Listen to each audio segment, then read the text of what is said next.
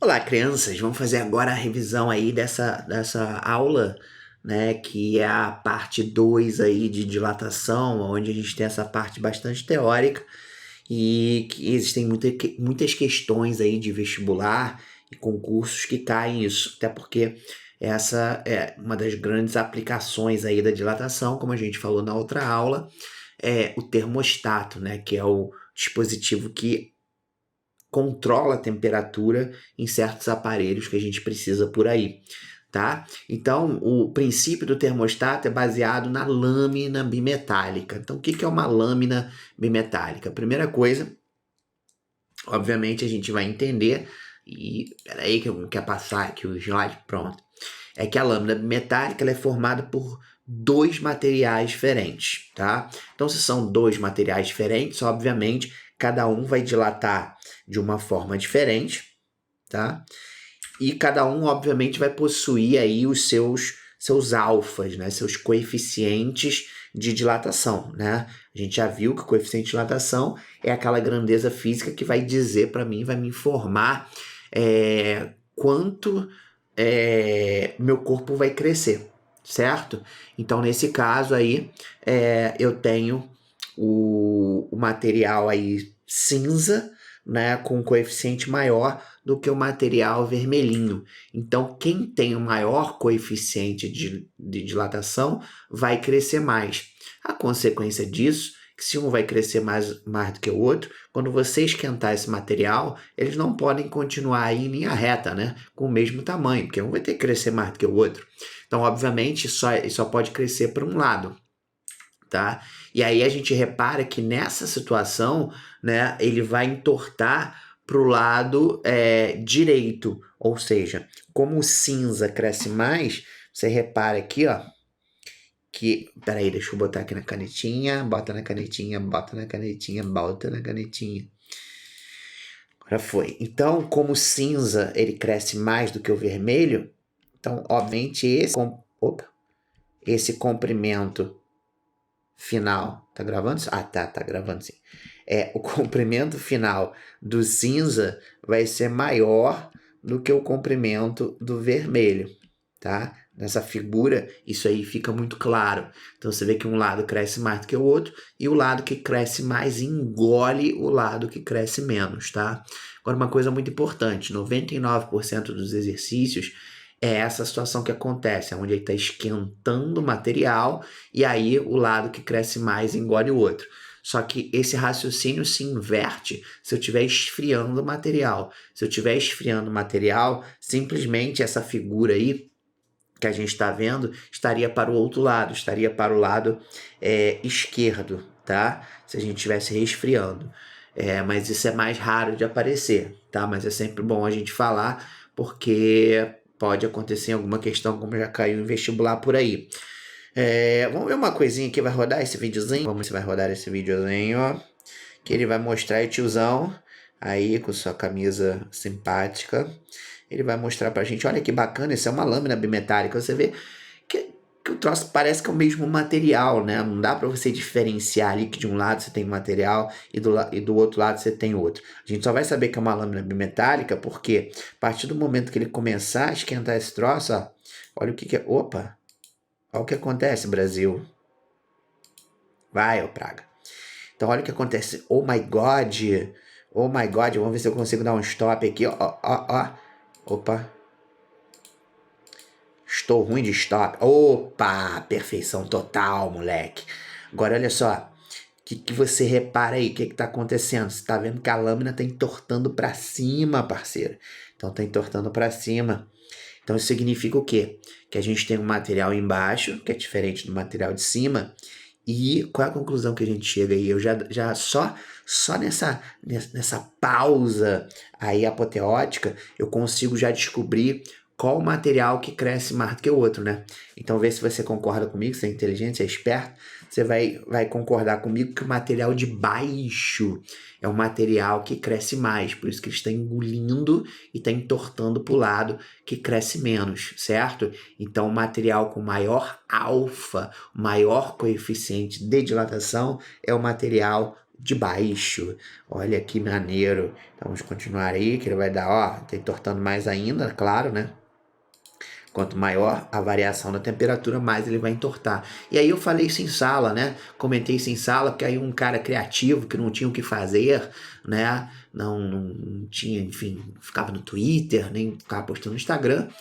E ó, provavelmente era um homem solitário, acabou criando aí um pisca-pisca, né? Utilizando a lâmina bimetálica. Você vê ali que em cima da lâmpadazinha tem uma tira de metal, né? Essa tirazinha de metal que está basicamente encostada na lâmpada é uma lâmina bimetálica. E aí quando a lâmpada acende, né, ela esquenta essa lâmina, a lâmina vai dar uma entortada e vai abrir o circuito, ou seja, não vai deixar mais a corrente elétrica passar e simplesmente a lâmpada vai desligar, tá?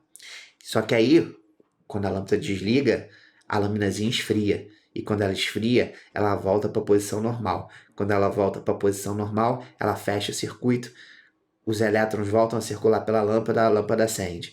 A lâmpada acende, o calor da lâmpada esquenta a lâmina entorta, abre o circuito, a lâmpada apaga. E assim sucessivamente, amiguinho. Então, olha só, o cara criou um pisca-pisca automático aí só com a lâmina metálica. Claro que a gente não vê ela entortando, né? Porque isso é muito pequeno, mas é o suficiente para abrir e fechar esse circuito.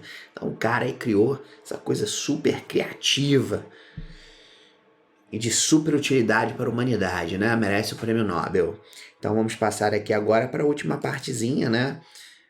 Que aí é o comportamento dos espaços vazios. Então, se você tem um objeto e o seu objeto tem um buraco no meio, né, quando você esquentar, simplesmente o buraco vai crescer na mesmíssima proporção. Né? Então, isso é bastante útil na indústria, por exemplo, quando você quer grudar um material no outro e que esse troço fique mais firme possível sem que eu utilize soldas. Então, vamos ver aqui um videozinho. O cara fazendo um experimento muito famoso aí, né? Ele vai primeiro tentar botar a bola no buraco. Ô, meu amigo, tá fácil para ninguém. Olha aí a bola, nesse caso, está entrando no buraco, né? Só que aí quando ele esquentar, né, esse material vai crescer, vai dilatar. E aí, olha o que vai acontecer.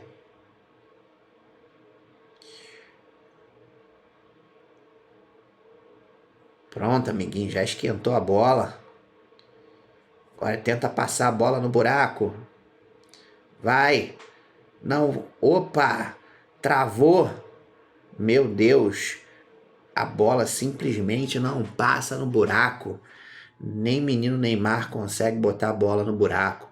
Então aqui a gente teve aqui um aquecimento dessa bola e essa bola não passou pelo buraco, né? Então é isso aí. Tem mais alguma coisa para falar dessa aula? Tem. E aí a gente finaliza lembrando o que a gente viu na aula passada, que é simplesmente os 3 tipos de dilatação. Lembra? Eu fiz aquela analogia, né? O tio Chico, tia Marluce, tio Zé e suas granas na poupança. Então, para cada tipo de dilatação, a gente vai ter um personagem diferente e uma formulazinha diferente, que na verdade elas são muito parecidas, né? Então, aqui quando eu tenho, por exemplo, um fio, a gente sabe que um fio tem um comprimento que é muito maior que sua altura e sua profundidade. Então, basicamente, a gente só vai considerar o crescimento desse fio e aí a gente chama isso de dilatação linear. E essa dilatação linear, a formulazinha é ΔL igual a L0 alfa ΔT. Ou seja, ΔL, o quanto essa barrinha, esse fio vai crescer, depende do comprimento inicial, do material e da variação da temperatura. Então, temos aqui um coeficiente para essa dimensão.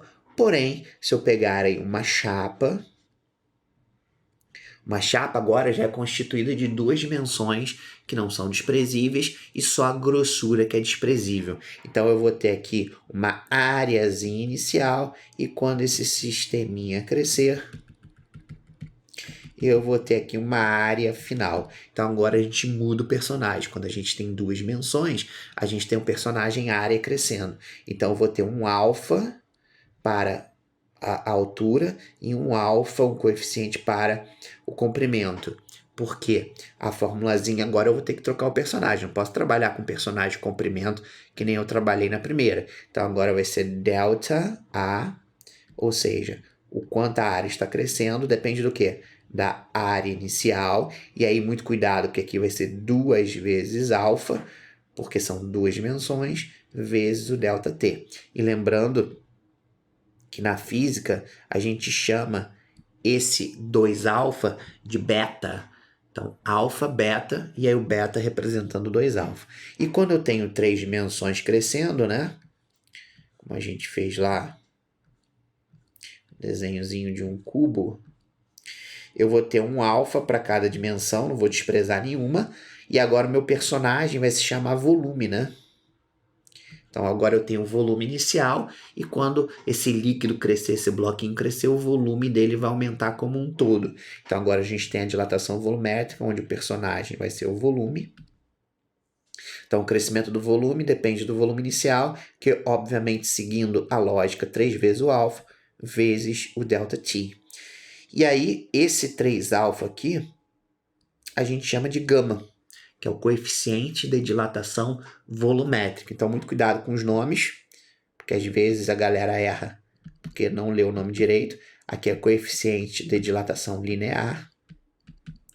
Nosso amiguinho beta é chamado de coeficiente de dilatação superficial.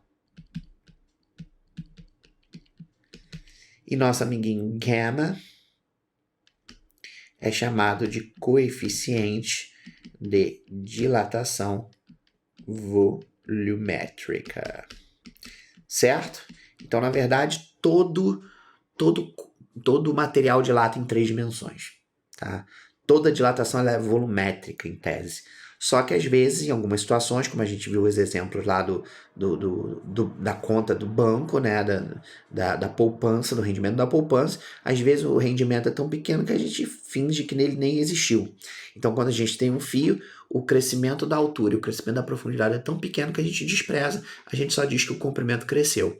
Já na dilatação superficial, a gente vai considerar 2 dimensões crescendo, então a área cresceu, e no terceiro, as 3 dimensões são relevantes, todo mundo cresceu, a gente não despreza ninguém, então a gente tem a dilatação volumétrica. Show de bola? Então é isso aí, fechamos esse resuminho de hoje. Um grande beijo, não deixe de assistir os exercícios, tá? Tchau, tchau.